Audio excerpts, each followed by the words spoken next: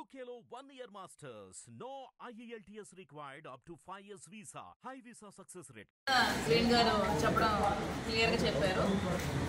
So ఇంతే, ఇంక నేను చెప్పదలుచుకుంది ఏమంటే ప్రాపర్టీ నాది కాబట్టి నా ప్రాపర్టీలోకి ఎవరు రావడానికి వీల్లేదు.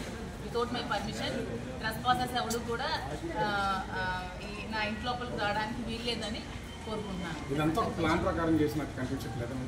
అంటే ఏం ప్లాన్ మీకు ఏం ముందు రిజిస్ట్రేషన్ తర్వాత కోర్టు నుంచి కోర్టుకి వెళ్ళారు, దానికోసం అదే ఇప్పటికీ చెప్తున్నాను కదా, కోర్టుకి వెళ్ళడం వల్లే రిజిస్ట్రేషన్ చేశారు. అంటే కోర్టుకు కూడా వెళ్ళి ఇంకా నా డబ్బులు కోల్పోయి నా ఇల్లు కోల్పోయి ఇంకా నడి రోడ్డు మీద ఉండాలా అని ఆలోచనతోనే రిజిస్ట్రేషన్ చేస్తారని మీరు క్లియర్ గా మీకు స్క్రీన్ గా చెప్తున్నారు కదా. ఇప్పుడు కోర్టుకి వెళ్ళకుండా ఏమి చేయకుండా అంటే నేను మీకు ముందు నుంచి అదే చెప్తున్నాను. నేను ఎక్స్పెక్ట్ చేసి డబ్బులు ఇవ్వలేదు, చేసింది నాకైతే ఆ రోజే రిజిస్ట్రేషన్ చేసుకుని ఉండేదాన్ని. ఇంక ఇది కూడా కోల్పోయి రోడ్డు మీదకి వచ్చే స్థితి ఉంది కాబట్టి నేను అడగడం జరిగింది, అతను రిజిస్ట్రేషన్ చేయడం జరిగింది. దీంట్లో ఏంటి, ఎవరు ఫ్యాబ్రికేట్ చేసింది, ఎవరు ప్లాన్ చేసింది ఏమీ లేదు. ప్లాన్ చేయాలంటే ఎప్పుడో ప్లాన్ చేయొచ్చు, 2 years బిఫోరే ప్లాన్ చేయొచ్చు. ఇప్పుడు ప్లాన్ చేయడానికి లేదు. ప్లాన్ చేసింది ఎవరు? ఆమె. వచ్చింది ఎవరు? ఆమె. 2 years ముందు రాని వ్యక్తి ఇప్పుడు ఎందుకు వచ్చింది అంటే 2 years తర్వాత ఇల్లు కనిపిస్తుంది, ఇల్లు కావాలి, ఇల్లు కబ్జా చేయాలని ఆలోచనతో వచ్చింది. క్లియర్గా చిన్న పిల్లకి అడిగినా అర్థం అవుతుందండి ప్రతి ఒక్కరికి కూడా. ఇప్పుడు 2 సంవత్సరాల ముందు లేనిది, 2 సంవత్సరాల ముందు భర్త మీద ప్రేమ లేనిది ఇప్పుడు ఎందుకు వస్తుంది అంటే ఇల్లు చూసి ఇల్లు కావాలి కాబట్టి ఇల్లు కూడా ఆక్యుపై చేయడానికి ఇంకా రాజకీయంగా అతను పతనం చేసి అతను ఊరి నుంచి వెలయ్యాల ఆలోచనతో వచ్చిన ఒక కుతంత్రం. అది ఒక ప్లాన్, దాని ప్లాన్, మాది ప్లాన్ కాదు. ఆడియో క్లిప్ ఫేక్ కాకపోతే అమ్మ అని శ్రీన్ గారు నన్ను ఎందుకండి సంబోధిస్తారు?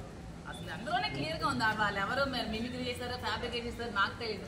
అమ్మ అని పిలవాల్సిన అవసరం, నాకు రాజు అని పిలుస్తారు, నేను రాజా అని పిలుస్తాను. అది మీకు మీడియా ముందు కూడా ఇంతకుముందు చెప్పాను, ఆ టీవీలోనే ఎక్కడో నాకు ఏమని పిలుస్తారు అంటే చెప్పాను.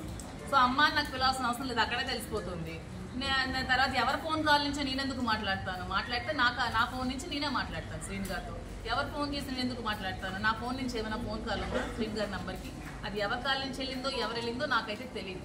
ఆ తర్వాత యాక్సిడెంట్ టైంలో బంగారం ఉంది అది ఉందని నేనెందుకు మాట్లాడతాను? అదంతా ఒక ప్లాన్ చేశారు కాబట్టి ఇట్ టేక్స్ 25 days టైం. ఆ యాక్సిడెంట్ నుంచి 25 రోజుల టైం ఎందుకు తీసుకుంది? వాయిస్ రిలీజ్ చేయాలంటే యాక్సిడెంట్ రోజే కదా రిలీజ్ చేయాలి. నిజంగా ఆ వాయిస్ నిజంగా నిజమై ఉంటే మరి నేను ఆత్మహత్య చేసుకున్నానని చెప్పి ఆ కేసు ఎందుకు ఫైల్ అవ్వలేదు? నా సూసైడ్ చేసుకోవడానికి ఆమె కారణమని మేము ప్లాన్ చేసుకుంటే మరి నా సూసైడ్ చేసుకోవడానికి రీజన్ నేను వాని మీద ఎందుకు ఇంతవరకు కేసు మేము ఎందుకు ఫైల్ చేయలేదు, పోలీసులు ఎందుకు ఫైల్ చేయలేదు? It is true, case file అవ్వాలి కదా ఆమె మీద. నా ఆత్మహత్య ప్రేరేపించింది ఆమె కాబట్టి, నా ఆత్మహత్య కారణం ఆమె కాబట్టి చెయ్యాలి. ఆమె అది ప్లాన్ చేసి ఆడియో రెడీ చేసుకుంది అంటే అది కూడా ఒక బాగుంటుంది కదా, ఈ టైంలో రిలీజ్ చేస్తే ఆవిడకి సింపతి మాకు ఎగ్నెస్ట్గా ఉంటుందని ప్లాన్ చేసిన అది ఒక ఫ్యాబ్రికేటెడ్ వాయిస్ అండి. క్లియర్గా ఉంది, ఎవరైనా అర్థం అవుతుంది. అసలు నా చూసారా, చేసిన వాళ్ళు కూడా సరిగ్గా చేయలేకపోయారు. బట్ అట్లా నెక్స్ట్ టైం ఎవరు చేస్తారో వాళ్ళకి కొంచెం బాగా చేసి ట్రై చేసి మేడం గారు. ఇప్పుడు నిన్న మీరు చెప్పారు దువ్వాడ వాణి గారు విడాకులు ఇస్తే దువ్వాడ శ్రీనివాస గారిని పెళ్లి చేసుకోవడానికి నేను సిద్ధం అని. వాళ్ళు ఇద్దరు విడిపోవడానికి గల రీజన్లు చాలా ఉన్నాయి, కానీ మీరు మీ భర్తతో విడిపోవడానికి ఏదైనా రీజన్ ఉందా? నా భర్తతో విడిపోవడానికి రీజన్ అంటే మాకు కొన్ని ప్రాబ్లమ్స్ ఉన్నాయి, మా ఇద్దరి మధ్యలో కొన్ని రీజన్స్ కొన్ని ప్రాబ్లమ్స్ ఉన్నాయి. ఉండడం వల్లే మేము కొద్ది రోజులుగా దూరంగా ఉండడం జరిగింది. ఆ ప్రాబ్లమ్స్ ఏవనేవి మా వైఫ్ అండ్ హస్బెండ్ అండర్స్టాండింగ్ మధ్యలో ఉంటుంది. మేము మ్యూచువల్ కన్సర్న్తో విడిపోతాము. విడిపోయి నేను శ్రీను గారు ప్రెసెంట్ లివింగ్ టుగెదర్లోనే ఉన్నాము, కలిసే ఉంటాము. ఇంకో క్వశ్చన్ ఏంటంటే శ్రీను గారు ఎమ్మెల్సీ కార్యాలయం ఇదే కంటిన్యూ చేస్తాం. నేను అతనికి ఇది రెంట్కి ఇవ్వడం జరుగుతుంది వైసీపీ కార్యాలయానికి. అతని కార్యక్రమాలన్నీ యథావిధిగా ఇక్కడే కంటిన్యూ చేస్తారు. ఇక్కడే కార్యక్రమాలన్నీ పార్టీ కార్యక్రమాలన్నీ ఇక్కడే జరుగుతాయి. అతనికి నేను ఈ బిల్డింగ్ లీజ్కి ఇవ్వడం జరుగుతుంది, గ్రౌండ్ ఫ్లోర్ లీజ్కి ఇస్తాను. సో అతని కార్యక్రమాలన్నీ కింద యథావిధంగా ఇక్కడే జరుగుతాయి. కార్యకర్తలందరూ ఇక్కడికే వస్తారు. యాజ్ యూజువల్గా ప్రోగ్రామ్స్ అన్ని ఇక్కడే జరుగుతాయి. అంటే మీ ఇంట్లోనే దువ్వాడ శ్రీన్ గారు ఉంటారు ఇక ముందు కూడా? కార్యాలయం రెంట్కి ఇస్తాను బిల్డింగ్ కార్యాలయం కోసం ఉంటారా? ఇంట్లో కూడా ఇక్కడ ఇల్లు రెంట్కి ఇస్తాను, కార్యాలయం రెంట్కి ఇస్తాను. అతను ఇంకొక ఇల్లు కట్టుకునేంత వరకు రెంట్కి ఇస్తాను. దగ్గరలోనే ఉండాలి కదా నాయకుడు. ఇది ఇప్పటి నుంచి కార్యాలయం అంటారు ఫుల్ ఫ్లెడ్జ్డ్గా కింద గ్రౌండ్ ఫ్లోర్ అంతా కార్యాలయం, పైన అంతా హౌస్. ఎమ్మెల్సీ హోదాలో ఎమ్మెల్సీ కార్యక్రమాలన్నీ ఇక్కడే జరుగుతాయి. ఇంకొకటండి, చాలా మందికి డౌట్ ఉంది, కోర్టు ఆర్డర్ ఉండగా రిజిస్ట్రేషన్ ఎలా చేయించాలి అనేది చాలామంది అడుగుతుంది. సో కోర్టు ఆర్డర్ విషయంలో నేను చూసాను, మీకు డీబీసీ సంబంధించి వాళ్ళేసిన పిటిషన్ గారికి నేను పంపిస్తాను. సో డీబీసీలో ఎక్కడ కానీ అలాగే ఆనరబుల్ కోర్టు వారు ఇచ్చిన ఆర్డర్లో కానీ ఇల్లు కూడా అమ్మకూడదు, అలాగే ఇంటి పైన ఎలాంటి అటాచ్మెంట్ కానీ సో అలాంటి అయితే ఏం లేవండి. సో జనరల్గా డీబీసీ ఏం చెప్తుంది, ఒక భార్యకి ఆ భర్త అనే వ్యక్తి నివాసం కల్పించాలి అనేది మాత్రమే చెప్తుంది. అంతేగాని ఆయన యొక్క ప్రాపర్టీ అమ్మకూడదు అనేది దీని మీద అయితే లేదు, వాళ్ళ పిటిషన్లో కూడా రాయలేదు, ఆర్డర్లో కూడా అలాంటిది కూడా లేదు. నెక్స్ట్ ఎవరైనా సరే ఈ ప్రాపర్టీకి ఉంటే మేము రేపు ఇంజక్షన్స్ ఉంటూ దానికి ఫర్దర్గా కూడా మేము వెళ్తా ఉన్నాం. ప్లస్ ఇందులో కూడా క్లియర్గా మీ దగ్గర ఉంటుంది స్వార్జితపు ఆస్తి అంటే మీకు ఒక లీగల్ జనరల్గా ఏంటంటే ఒక హిందూ పురుషుడు సంపాదించిన ఆస్తి అంటే భర్త సంపాదించిన ఆస్తి ఏదైతే ఉందో దానికి ఎవరికీ అధికారం ఉండదు, ఈవెన్ భార్య బిడ్డలు కూడా రైట్ ఉండదు. అంటే నా సెల్ఫ్ ఎక్వేర్ ప్రాపర్టీ ఏదైతే ఉందో అది నా ఇష్టం, నేను ఎవరికైనా ఇచ్చుకోవచ్చు, ఏదైనా చేసుకోవచ్చు. సో ఎవరైనా సరే ఇక్కడ భారతదేశంలో పుట్టిన హిందూ పురుషుడు ఎవరైనా సరే తన యొక్క సెల్ఫ్ ఎక్వేర్ ప్రాపర్టీ కష్టపడి సంపాదించిన ఆస్తి స్వార్జితపు ఆస్తి అంటాం. సో దాన్ని ఏదైతే ఉందో ఎవరికైనా ఇచ్చుకోవచ్చు. కేవలం భార్య బిడ్డలు అనేవాళ్ళు ఎవరైతే ఉన్నారో వారింటే మెయింటెనెన్స్ మాత్రమే అడిగే రైట్ మాత్రమే ఉంటుంది. సో ఇది కూడా ఏంటంటే ఇప్పుడు ఏదైతే ఆర్డర్ ఏదైతే ఉందో అది 12వ తారీఖు వాయిదా ఉన్నట్టుంది.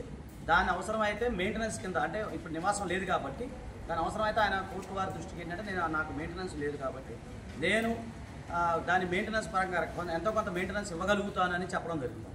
అయితే ఏంటంటే ఇప్పుడు మాకు తెలిసిన సమాచారం జనరల్గా ఏంటంటే ఆమె ఒక సీను గారు ఇచ్చిన ప్రాపర్టీ ఏదైతే ఉందో దాదాపు 6 కోట్ల రూపాయల ప్రాపర్టీలో ప్రజెంట్ నివసిస్తున్నారని తెలుస్తాం. అంటే ఎక్కడ ఎవరికైనా ఎలాంటి నివాసము లేకుండా తల్లిగారి ఇంటి దగ్గర ఉన్న ఎవరైతే స్త్రీ ఎవరైతే ఉన్నారో ఆమె మాత్రమే భర్తకు సంబంధించిన ఆ ప్రాపర్టీ ఏదైతే ఉందో మేము ఉండాలి అనేది ఆర్డర్ రెస్టైనింగ్ ఆర్డర్ అనేది వస్తుంది. కాకపోతే ఆమెకు ఎకనామికల్గా సౌండ్ ఉన్నారు, ఆమెకు ఆల్రెడీ ఒక ఇల్లు ఉంది, అంతా వెల్ ఎస్టాబ్లిష్డ్ కాబట్టి దాన్ని కూడా మేము కోర్టు వారి దృష్టికి తీసుకెళ్తే అప్పీల్ కూడా వేసి దాన్ని కూడా చాలా. ఇప్పుడు మీ వైపు నుంచి ఇప్పుడు ఏమన్నా కేసు వేశారా కోర్టులో? మీరెందుకు ఇంత సడన్గా రావాల్సి వచ్చింది? లేదు రాజు గారు, ఇప్పుడు విషయం ఏంటంటే నేనేమన్నానంటే ఈ కేసు ఎప్పటి నుంచో నేను ఫాలోఅప్ చేస్తూ ఉన్నాను. హైదరాబాద్ నుండి నోటీసులు కూడా పంపించాము, డిఫర్మేషన్ సూట్ ఒకటి పంపించాము, తర్వాత వేరే అది కూడా చేస్తూ ఉన్నాము. ఇప్పుడు ఏంటంటే ఈమెకి సంబంధించిన రక్షణ ఏదైతే ఉందో ఆ విషయం కూడా మీకు చెప్తున్నాను. ఈమెకి ప్రొటెక్షన్ అయితే కావాలి. ఒక హ్యూమన్ సిటిజన్గా ఆర్టికల్ 21 ప్రకారం మనకి జీవించే హక్కు అనేది మనకు ఉంది. సో దాని ప్రకారం ఆమె రక్షించబడాలంటే ప్రైమా ఫేసి ఎవిడెన్స్ కింద ప్రైమా ఫేసి కంప్లైంట్ కింద నేను సిఐ గారిని కలవడం జరిగింది. నేను కంప్లైంట్ ఇచ్చాం అంటే నేను కొంచెం 10:30 లెవెల్కి చేయడం జరిగింది. సో కొన్ని అనివార్య పరిస్థితుల వల్ల నేను తర్వాత మిమ్మల్ని కలవలేకపోయాను. అంటే మాధురి గారి ప్రాణహాని ఉందనేది దాన్ని ఎస్టాబ్లిష్ చేస్తున్నారా మీరు? కాదు, ఎస్టాబ్లిష్మెంట్ అంటే అవునండి. ఇప్పుడు మీరు చూస్తున్నారు ఎస్టాబ్లిష్ చేయడానికి క్లియర్ గా నిన్న మీ మీడియా పెట్టి ఎక్కి నన్ను చంపడానికి వస్తే ఇంకా మీకు థ్రెట్ ఉందని ఎలా అడుగుతున్నారు? అదే దానికి హ్యూమన్ రైట్స్ కమిషన్ కూడా వెళ్తాం మేము. ఎందుకంటే ఈమె ప్రాపర్టీ అండి, ఈమెకి సంబంధించింది లీగల్గా అన్ని క్లియర్గా ఉన్నాయి. అలాగే గతంలో ఆయన ఏదైతే తాలూకా చెక్కులు కూడా చూపించడం జరిగింది, ప్రామిస్ నోట్స్ అవన్నీ కూడా ఉన్నాయి. సో కాబట్టి ఏంటంటే నిన్న ఆమె అంతా మీరు చూశారు, తీసుకొని రావటం, తర్వాత కర్రలు తీసుకొని రావటం ఇవన్నీ మీరు లైవ్లో చూశారు. కాబట్టి సాధ్యత అనేది లేదు. కోర్టు వారికి సంబంధించిన ఎలాంటి ఆర్డర్స్ అయితే దీనిపైన లేవు. కాబట్టి అలాగే మేము గతం నుంచి ఏదైతే ప్రాపర్టీ ఆయన బాకీ ఉన్నారు కాబట్టి అది అడగడం జరిగింది. ఒకవేళ ఆయన ఇవ్వకపోయినా కోర్టు నుంచి అటాచ్మెంట్ తెచ్చుకుంటాం మేము, అలాగే ఆ ప్రాపర్టీ రికవర్ చేసుకునే అవకాశం ఉంటుంది కదా. అంటే ఈ సైట్కి సంబంధించి పార్వతీశ్వర మాస్టర్కి 60 లక్షలు ఇవ్వాలి, మరి మాధురికి రిజిస్ట్రేషన్ చేశారు, నా డబ్బులు నేను వసూలు చేసుకుని అవసరం ఇదే ఇంటి ముందు నేను ధర్నా చేస్తాను అంటున్నాడు. శ్రీని గారు ఇప్పుడు క్లియర్ గా మీ ముందే కదా చెప్పారు, భారతీయ గారు కూడా నేను ఇవ్వాల్సిన బాధ్యత ఉంది, 60 lakhs భారతీయ గారు కూడా నేను క్లియర్ చేస్తానని చెప్పారు కదా. శ్రీని గారు ఎప్పుడు కూడా ఒకళ్ళు డబ్బు తినేసే మనిషి కాదండి. తినేసే మనిషి అయితే ఈ 30 సంవత్సరాల్లో ఎన్నో వేల కోట్లు సంపాదించాల్సిన మనిషి.